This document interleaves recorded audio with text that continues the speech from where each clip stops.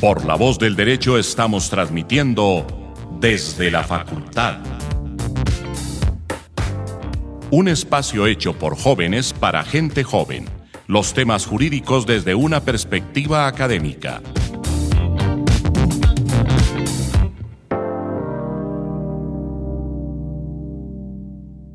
Bueno, hola, ¿cómo están? Esto es La Voz del Derecho desde la facultad.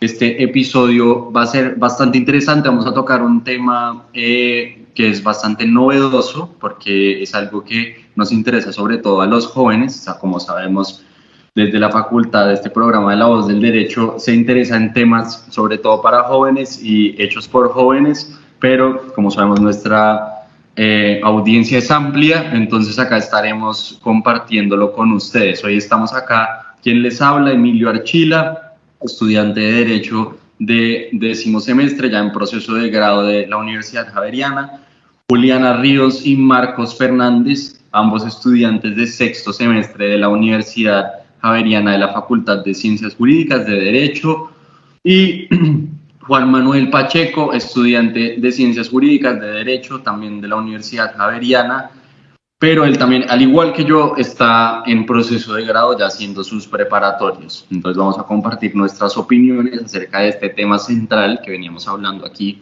antes de comenzar a grabar, y es como, ¿por qué el derecho es tan difícil de comprender? Y alrededor de eso un poco hacia qué es la humanización del derecho, qué es volver el derecho más normal, más asequible para la mayoría de las personas. Y todo esto con base especialmente a una sentencia que nosotros acabamos de lograr leer acerca de un niño que es bastante conocida ahora, que si me corregirán es la T22, si no estoy mal.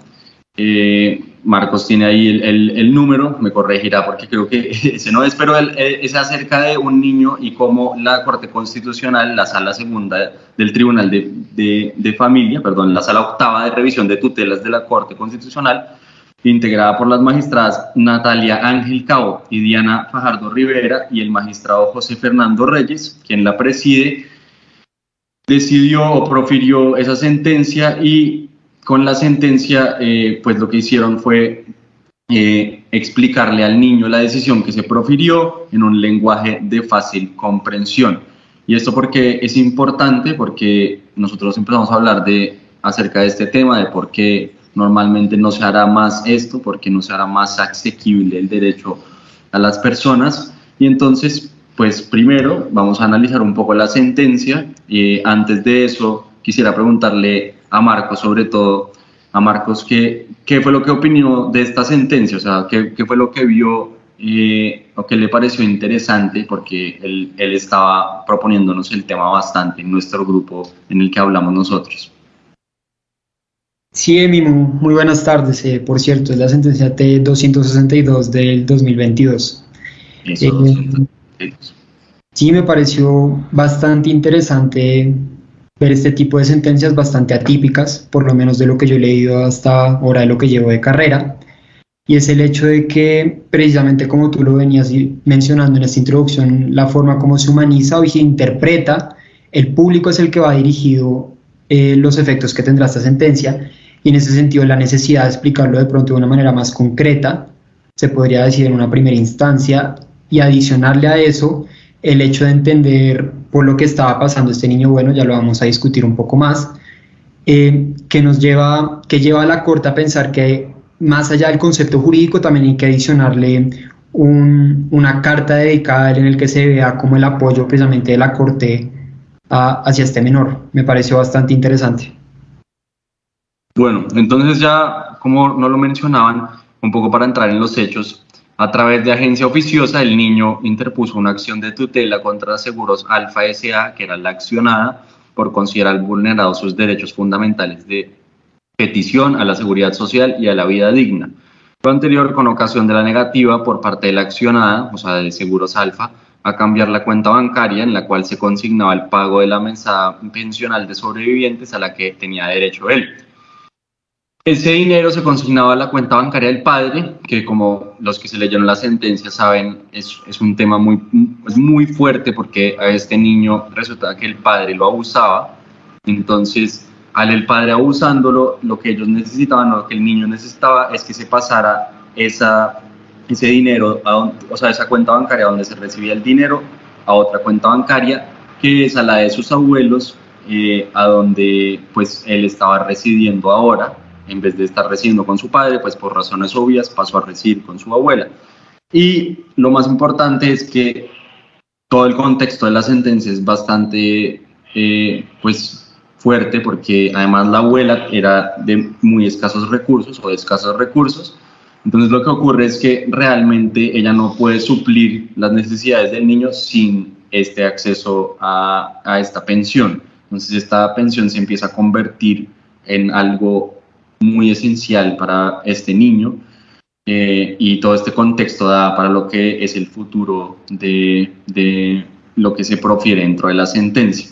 Un tema ahí pequeñito sobre las controversias relacionadas con la seguridad social, y por qué este caso es especial, es porque el juez debe valorar, como dicen dentro de la misma sentencia, entre otros aspectos, la edad del accionante, su estado de salud y las condiciones de vulnerabilidad en las que se pueda encontrar la persona. Entonces vemos en este caso cómo aplica la composición de su núcleo familiar, que vemos, y otro hecho es que esta pensión de sobrevivientes la obtiene porque la madre fallece en un accidente de tránsito. Entonces la composición de su núcleo familiar, que es el tercer criterio para determinar o valorar las controversias relacionadas con la seguridad social, se ve afectado. Las circunstancias económicas que le rodean, que vemos que la abuela, pues por su condición, es bastante importante esta condición.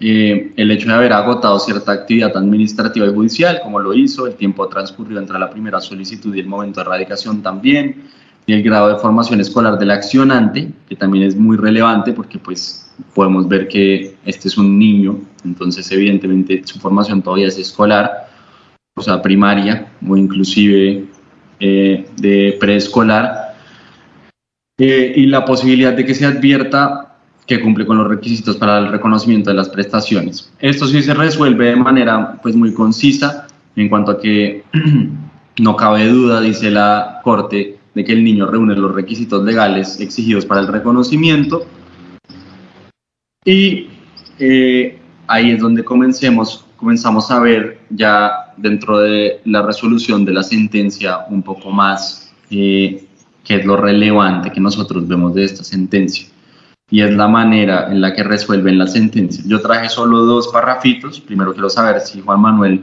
quiere comentar algo acerca de lo que hemos hablado hasta ahora, saber si Juan Manuel o Juliana quieren comentar antes de continuar a leer 2 de esos parrafitos que fueron de esos párrafos de los cuales se desprende la decisión, donde le explican al niño, que yo traje para que leamos, y donde uno entiende por qué se convierte tan relevante este tema de que se haga comprensible el derecho para la mayoría de las personas. Pues, Emi, yo creo Pues, que algo, bueno, es algo muy importante lo que está pasando, porque refleja la humanización del derecho, que el derecho no es únicamente para los abogados, que detrás de las personas que leen una sentencia o leen un documento jurídico, pues puede haber todo tipo de personas, desde la persona más leguleya hasta también la persona que no entiende nada de derecho, que digamos está aprendiendo a leer cualquier cosa. Y me parece muy, muy importante cómo la Corte apela, digamos, a esa forma de escribir, y pues pone las cosas de una manera en la que cualquier persona lo puede entender, que es realmente a donde pues el derecho debería dirigirse. Porque generalmente las sentencias son larguísimas. Creo que ahorita pues hay como un cambio de paradigma, porque antes las sentencias eran mucho más largas y eran mucho más complejas. Ahora se comprende que hay un interlocutor que los está leyendo. Y algo que también me parece que es importante resaltar es cómo estaba compuesta la sala de decisión de la Corte. Estaba con José Fernando Reyes Cuartas, que pues era el magistrado ponente, Natalia Ángel y Diana Fajardo. Y Diana Fajardo siempre ha tenido, digamos, o sea, siempre se la reconoció en la corte por ser una persona progresista, que aboga por los derechos de los animales, que además en el caso de Carolina Sanín, pues ella, digamos que también la forma en la que redactó su motivación en contra, no me acuerdo muy bien cómo es el nombre técnico de eso, qué pena, debería saberlo, pero ella lo redactó de una manera muy poética. Y pues Natalia Ángel, nueva magistrada de la Corte Constitucional, que también tiene, digamos, visiones muy progresistas respecto al derecho y también se basa mucho en los Critical Legal Studies, pues también hacía parte de esa, de esa sentencia. Entonces creo que es muy chévere como ver también la personalidad de los magistrados a través de la forma como escriben, y creo que en esta oportunidad pues fue más que evidente. Ok, Juliana, y un A poco tu mí, opinión. sí, a mí me gustaría agregar a lo que han venido diciendo que esta sentencia es congruente con lo que se entiende por un Estado social de derecho. Y lo que quiero decir con esto es que, pues Colombia, todos sabemos en la Constitución, todos deberíamos saber que es un Estado social de derecho. Esto es diferente a que sea solo un Estado de derecho en donde se garantizan unos derechos. El componente social implica que el Estado realmente toma un papel activo para cumplir con esos derechos que está garantizando. Entonces creo que esto es una materialización de justamente ese componente social, porque demuestra que se incluye a esta persona sobre la que se le decide sobre sus derechos, realmente la incluye en el proceso para que entienda qué es lo que va a pasarle o cómo su vida de alguna forma va a cambiar. Entonces creo que es totalmente congruente esta sentencia con lo que entendemos por un Estado social de derecho que es Colombia.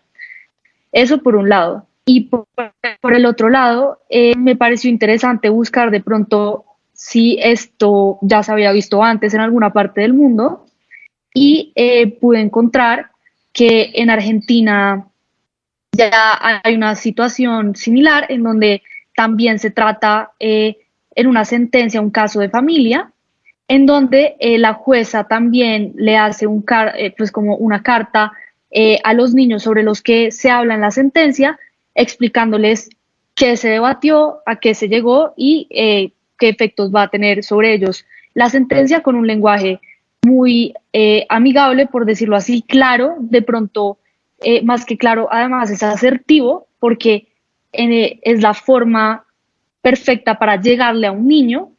Y sobre esta sentencia argentina comentaban algunos psicólogos que es súper importante ver este tipo de inclusiones en el derecho, porque es una forma de incluirlos y hacerles entender de una forma no tan hostil a que si te llega a ti una sentencia de, no sé, las páginas que sean y tú eres un niño y están hablando de ti, de tu vida y no la puedes entender, pues de pronto te vas a sentir completamente alejado de lo que pues esa sentencia contenga. Entonces, desde una perspectiva psicológica, pues han dicho los expertos y profesionales del tema que es algo que definitivamente marca un muy buen precedente para lo que puede venirse a continuación, por ejemplo, en materia de familia. Claro, esto que nos dice Juliana es totalmente relevante. Yo, de hecho, no lo había visto desde esa perspectiva de que, claro, es una de las consecuencias de tener un Estado social de derecho y que ese componente social que realmente es la intervención un poco más profunda dentro de la vida de las personas para llevar a cabo o para desarrollar o para lograr que se protejan los derechos de la persona, es clarísimo. Y además yo quisiera adicionarle una cosa, y es que ahorita leyéndolo, que lo vamos a leer un poco, vamos a ver cómo esos dos conceptos, o sea, ya aterrizándolo un poco más, siéndolo concretamente el de la pensión de sobrevivientes y de la potestad parental, cómo los explica la Corte en dos párrafos tan sencillos. Entonces, si los leemos acá, que son muy cortos realmente, pues vamos a poder ver qué temas tan complejos se podrían reducir a explicárselos a las personas mucho más sencillo. Entonces dice, uno de los muchos derechos con los que cuentas, le dice la corte al niño, es recibir y disfrutar el dinero que te dejó tu mamá. Por eso tu abuela recibirá cada mes en su cuenta de banco tu dinero y te ayudará a administrarlo hasta que cumplas 18 años. Tu abuela se encargará de utilizar tu dinero para que puedas estudiar en el colegio y, si tú lo deseas, también en la universidad. Con este dinero y con la ayuda de tu abuela podrás comprar tus uniformes para el colegio y tu ropa. Tu abuela también te ayudará a que con ese dinero puedas comer, jugar y divertirte. Entonces vemos cómo coge ese concepto tan complejo de la pensión de sobrevivientes y lo resume en un párrafo y para lo que va a servir y lo simplifica de tal manera de que un niño lo va a poder entender. Pero una de las cosas que yo quería resaltar acá con ustedes antes de seguir con nuestro tema es, no es solo un niño, sino que si nosotros vemos avances hasta en el derecho al consumo, por ejemplo, que no tiene casi nada que ver con estos temas, y vemos el concepto de consumidor vulnerable, que es un concepto en donde, por ejemplo, las publicidades que se hagan o los temas que sean hacia los consumidores realmente tienen que tener en cuenta que puede que el consumidor tenga una diferente formación dependiendo de su contexto. Entonces vemos que ya hay partes del derecho en donde están concibiendo que al ser diferentes las personas en su contexto, pues como les afecta el derecho es diferente. Y algo como los derechos fundamentales que se resuelven mayoritariamente en estas sentencias de tutela, claro que deberían ser así, mucho más sencillos, porque así es como los vamos a poder entender, o la mayoría de la población, entendiendo que Colombia pues tiene una gran porción de la población que no puede entender textos así de complejos, y ni siquiera ahorita vamos a hablar sobre estudios, por ejemplo, en Australia o en Estados Unidos, en donde es igual, y entendiendo que nosotros todavía tenemos un rezago en comparación a esos países, pues claro que necesitamos que se hagan más sencillos los textos legales. Pero ahora continuando con la segunda parte, en donde se habla un poco acerca de lo que es esta potestad parental, pues dice la sentencia, hemos dicho que está bien que vivas con las personas que te cuidan en este momento, tu abuela y tu abuelo. Otro juez estará pendiente de decidir si puedes volver a ver a tu papá. Ese juez, a quien podrás conocer cuando quieras, estará preocupado por ti y tratará de hacer todo para que estés mucho mejor. Entonces vemos que esa otra variante de la sentencia también se resume muy sencillamente para el niño. Entonces uno se pregunta, como dice Juan Manuel, si realmente estas sentencias tienen que ser tan largas y tan complejas como normalmente las hacen. Ahora, bueno, les voy a traer acá dos temas. O bueno, sigue Juliana, a ver qué querías decir. Sí, algo chiquito. Por ejemplo, eso ahorita que estabas hablando del consumidor, me puse a pensar ya en términos como un poquito más jurídicos.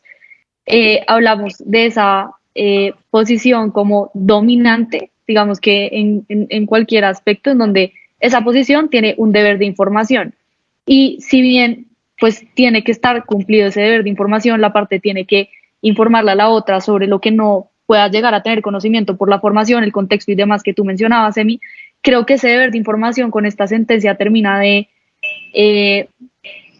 como completarse con un componente más, y es que más allá de que le informen y que le digan, por ejemplo, es que usted tiene derecho a una pensión de sobrevivientes, ahí le están dando una información que es cierta, tiene derecho a una pensión de sobrevivientes, pero el componente adicional que veo acá es que la información tiene que entregarse de forma que al quien se le da lo pueda realmente recibir. Creo que al final no es solo decirlo y darlo, sino que veamos a la persona o la otra parte qué capacidades tiene de comprender esa información que uno le está dando. Entonces creo que eso también termina siendo muy importante. De acuerdo, y además algo que está pasando mucho es que varias firmas de abogados, bancos, se están metiendo con temas de legal tech, legal design, y en esencia lo que busca el legal design es mejorar la experiencia de usuario. Es decir, que la persona... Perdón, dime. El diseño legal. El diseño legal, legal design. Entonces, lo que busca es mejorar la experiencia de usuario, que haya un mejor customer journey, que finalmente el usuario pueda disfrutar lo que está leyendo. Entonces, hay distintas iniciativas que buscan, por ejemplo, que los contratos de Bancolombia pues digamos, sean más fáciles para que el consumidor financiero los conozca y los entienda y sepa cuáles son sus derechos, sus obligaciones. Eh, También se han visto casos de sentencias donde pues se basan principalmente como en dibujos para representar las situaciones. Entonces es algo realmente fascinante, y todo debería estar enfocado en el usuario, en el interlocutor. Pues digamos, a mí me parece que las sentencias pasadas eran como más un tema de ego. O sea, la gente escribía doctrina y era como escribir así rarísimo para hacerse los más intelectuales, y era como el clásico confunde y reinarás. Pero pues a medida que ha estado cambiando el tiempo y nos damos cuenta de que pues nosotros, digamos, hacemos parte de un engranaje mucho mayor, donde pues finalmente nos interesa que la otra persona se sienta bien. Para algunos es el tema de las ventas, pues digamos, se tiene que mejorar esa experiencia de usuario. Entonces, eso me parece que es Tomando fundamental. la información que da Juanma, yo la verdad no estoy metida en el mundo del legal tech, no sé mucho, pero por lo que dices, creo que estamos viendo como un consenso en general por las diferentes áreas del derecho, hablando del derecho de consumo, legal tech, esta sentencia, y es que el derecho se tiene que entender. O sea, creo que por todos lados estamos buscando que sí, o sea, tiene que ser jurídico, el derecho pues es un concepto jurídico, pero que ese concepto se logre entender, que nos demos a entendernos no solo entre nosotros, porque entre abogados nos podemos entender, sino con los demás a quienes el derecho sí les impacta en su vida. Y Entonces creo que es acá como yo traje dos como artículos, por decirlo de cierta manera, que van a ser muy relevantes para que los miremos acá un poquito. Y es, primero, uno que desarrolla la Fiscalía General de Australia sobre legislar. Entonces, eso lo saca la oficina del Attorney General allá en Australia. Y otro que es una investigación publicada en MIT News entre un abogado de Harvard y un grupo de investigadores cognitivos de MIT, en donde están analizando especialmente este tema nuestro. Entonces, en cuanto a lo que dice la Fiscalía General de Australia, dice que la complejidad de la legislación puede crear incertidumbre sobre la misma, y esto puede imponer cargas innecesarias a las empresas y restringir la capacidad de los afectados por la ley para entender sus derechos y obligaciones legales. Pero lo que más me interesó de eso que publica la Fiscalía General de Australia es que establece unos principios para una legislación más clara. Entonces vemos que es uno de sus intereses que se logre una legislación más clara allá en Australia, dentro de los cuales establece, por ejemplo, que considerar todas las opciones de aplicación, no legislar si no es necesario. O dice el segundo, por ejemplo, a la hora de elaborar una política, la reducción de la complejidad debe ser una consideración fundamental. El tercero, que son pocos, los voy a leer todos, las leyes no deben ser más complejas de lo necesario para hacer efectiva la política. Cuarto, la legislación debe permitir a los afectados entender cómo se les aplica la ley. Y quinto, la claridad de una propuesta de ley debe evaluarse continuamente desde la elaboración de la política hasta su consideración por el Parlamento, en el caso de las leyes, y por el legislador, en el caso de los instrumentos legislativos. Entonces vemos cómo esto que se vuelve algo muy sorprendente para nosotros, ver una sentencia que intenta que el receptor la comprenda, en otros países ya está siendo casi que vuelto principios para poder desarrollar el Estado o el gobierno. Entonces vemos que nosotros como jóvenes deberíamos impulsar también este tema como jóvenes abogados a tratar de quitarle, por ejemplo, uno de los temas que yo pensaba es las palabras en latín a los temas. O sea, puede que nuestro idioma venga en latín y que sea algo que se puede entender, pues que entre abogados se convierte como en algo común, pero utilizar palabras como lex artis, o hablar de nullum crimen, nullum pena sine legem. Entonces, por ejemplo, que el lex artis sea el estado del arte, de cómo se desarrollan las personas en sus obligaciones, eso no creo que se debería decir de esa manera, porque eso lo que hace es restringir el acceso a la mayoría de personas a entender sus obligaciones y sus derechos. No sé qué piensen sobre ese tema de los principios que está tratando de imponer la Fiscalía General de Australia, por ejemplo. Marcos, ¿qué opina? Sobre la fiscalía, sobre un lenguaje más accesible para el público. Sí, sobre ese tema de, por ejemplo, de no legislar si es necesario o evaluar continuamente la claridad de una propuesta de ley. Sí, al respecto me gustaría referirme a la sentencia que habló hace poco Juliana, la sentencia argentina creo que es, en la cual ellos hablan de la proximidad que quieren causar en las personas hacia el aparato judicial, de que ellos se sientan precisamente involucrados dentro de esa justicia. En ese sentido, lo que yo creo que podríamos evidenciar acá es precisamente la necesidad de que la gente, las personas del común que no están todo el día leyendo sobre el derecho, sobre las interpretaciones o sobre el latín, que tú hace poco estabas mencionando, realmente se sientan como parte de ese sistema. Me parece que eso es lo fundamental en este aspecto. Total. Pero bueno, ya para concluir, entonces voy a compartir 4 párrafos también de lo que dice la investigación de MIT News, y si quieren ahí entonces alguno concluye con sus reflexiones. Entonces lo que dice la investigación es que tras analizar miles de contratos legales y compararlos con otro tipo de textos, los investigadores descubrieron que los abogados tienen la costumbre de insertar con frecuencia largas definiciones en medio de las frases, y eso hace que el texto sea mucho más difícil de entender. Y uno de los argumentos que los teóricos del derecho han esgrimido para explicar por qué los documentos jurídicos se escriben de la forma en la que lo hacen es que el lenguaje debe ser complejo para transmitir sin ambigüedad el significado de conceptos complicados relacionados entre sí. Sin embargo, los investigadores de MIT creen que eso no es cierto, ya que descubrieron que muchos de los términos utilizados en los documentos jurídicos pueden sustituirse por palabras más comunes sin cambiar el significado. Y las cláusulas con centro incorporado, que es eso de que uno mete definiciones dentro de los párrafos, también pueden sustituirse por cláusulas sin centro incorporado para dar lugar al mismo significado. Otra posibilidad que plantean los investigadores de MIT es que los abogados no quieren cambiar su forma de escribir, ya sea porque es a lo que están acostumbrados o porque quieren que sus documentos parezcan profesionales y sean tomados más en serio por sus colegas y clientes.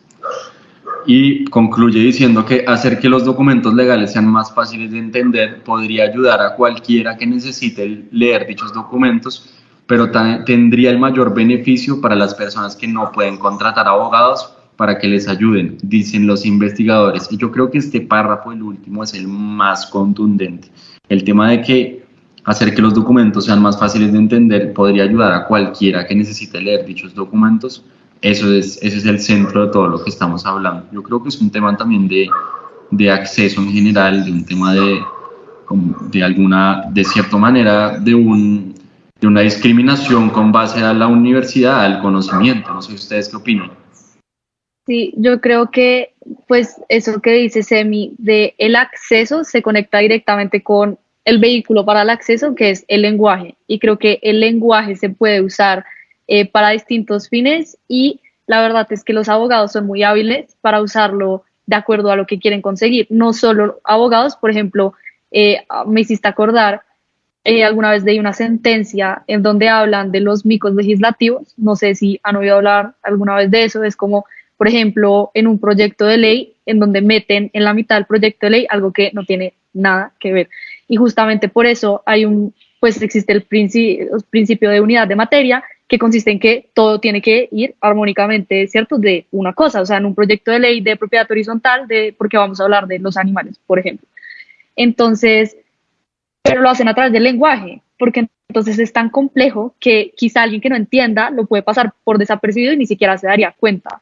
Entonces, es también cuestionarnos la estrategia que están usando o que usamos, de pronto incluirnos, para ver qué es lo que decimos para que se dé a entender y que no. Entonces yo creo que también es una reflexión, como un llamado a de verdad cuestionarnos qué es lo que no queremos, hablando en plural como del mundo jurídico, que se entienda. O sea, ¿por qué no estamos permitiendo ese acceso a cualquier persona que no tenga la misma formación que nosotros como abogados? No sé, me parece una reflexión interesante esa. Sí, y es que además, pues el derecho es un derecho fundamental, el acceso a la justicia. y me gusta mucho cómo Juliana propone que lo veamos. El vehículo es el lenguaje, y la manera en la que se convive, digamos, a los ciudadanos, a los usuarios para poder acceder es precisamente el lenguaje jurídico que nosotros como abogados usamos. Entonces creo que es importante ver ese cambio de paradigma, y algo que a mí me parece muy curioso es que lo estemos viendo ya en sentencias. Digamos que es el lenguaje del juez, o sea, ya es la rama judicial hablando. Entonces nuestra labor como abogados, y más como estudiantes de derecho, es hacerle ver al sistema que el paradigma está cambiando, que ya no se tiene que escribir para una audiencia de abogados, sino que se tiene que escribir para una audiencia de todos y que el objetivo es que todos entiendan lo que estamos escribiendo. Y me acuerdo mucho de un libro que nos hicieron leer para argumentación jurídica que se llama Manual de Escritura Jurídica, que es de Diego López Medina. Y ahí, digamos, él proponía varias formas de escribir, y él, digamos, para introducir el libro, decía que la mayoría de las cosas que nosotros como abogados escribíamos eran pésimas, que nadie nos entendía, que realmente los abogados somos los que peor escribimos. Y pues ahí me remito nuevamente a lo que decías sobre el tema del ego, porque creo que el ego en los abogados es inmenso, y pues eso es algo que debemos cambiar. Sí, total. Para cerrar los comentarios de mis compañeros, me parece que todo esto hace parte también de precisamente la modernización de lo que es el derecho. Entender que ya no podemos hacer una lectura estrictamente positivista como en su momento lo hizo Herbert Hart cuando habló sobre su concepto del derecho, en el que habla del estudio del derecho como una única ciencia. Hay que entender de pronto más desde la perspectiva moderna en la que el derecho, a pesar de ser una ciencia, tiene que alimentarse de otras cosas que tiene impregnadas, como lo es la moralidad, por ejemplo, o la humanidad misma que se ve en la sentencia de la que estuvimos discutiendo. Me parece que nosotros tenemos que empezar a hacer un estudio más profundo probablemente de estos temas, entender que el abogado se debe a las personas a las que está defendiendo y a las personas sobre las que van a recaer los efectos jurídicos, y en ese sentido me parece muy bacano que en Colombia empiecen estas iniciativas, esas interpretaciones que por lo general a Colombia llegan de manera tardía, y ver que nosotros ya nos estamos adelantando en estos temas me parece maravilloso. Yo para concluir ahí, que parece que las conclusiones están de moda acá entre nosotros, entonces voy a decir, lo que yo creo es que este es un tema aún más profundo y que esa es la conclusión un poco a la que llega MIT, hablando de que va a ayudar, si el derecho se simplifica, a que las personas que no pueden contratar abogados se les ayude, y es un tema también de socioeconómico en cuanto a la parte social y la parte económica. La parte social siendo las implicaciones que tienen las escuelas de derecho en general, las personas que pueden acceder a estas escuelas de derecho, las personas que normalmente pueden contratar personas que salen de estas escuelas de derecho, y la parte pues económica ligada a eso, y que si se simplifica mucho el derecho termina volviéndose mucho más notorio que un buen abogado termina siendo también un estratega y no solo el que sepa hablar bien, y muchos abogados yo creo que se cobijan haciendo un trabajo que no es tan bueno en escribir documentos muy bonitos o con muchas palabras que los adornan, y en últimas esto va a estar cambiando, como dice Marcos, en los últimos años. Entonces creo que es un tema más profundo, como lo dicen todos, y creo que es un tema que tiene que ver sobre todo con ese acceso socioeconómico o esa barrera socioeconómica que existe al acceso a la justicia y al acceso a esta educación jurídica. Pero acá podríamos quedarnos bastante tiempo más porque este tema es muy relevante para nosotros, sobre todo lo hemos vivido muchísimo. Creo que acá todos hemos aprendido a escribir de nuevo ahí dentro de nuestra facultad. Eso es algo que es real, nos hacen concebir la escritura de una manera diferente. Muchas cosas son para bien también, no quiero decir que todo lo que se enseñe es para mal, yo creo que la comprensión que uno adquiere es muy buena, pero sí no podríamos quedar acá hablando porque además es parte esencial todo este tema de la escritura, pues de nuestra formación durante esos años en la universidad. Les agradecemos mucho por escucharnos el día de hoy. Este episodio ha sido muy interesante de reflexionar acerca de cómo podemos hacer algo como jóvenes para el futuro en relación con este tema. Los invitamos a seguirnos en nuestra página de Instagram desde _la_facultad, que nos escuchen en YouTube desde la Facultad La Voz del Derecho, en Spotify desde la Facultad La Voz del Derecho. Y bueno, hasta la próxima.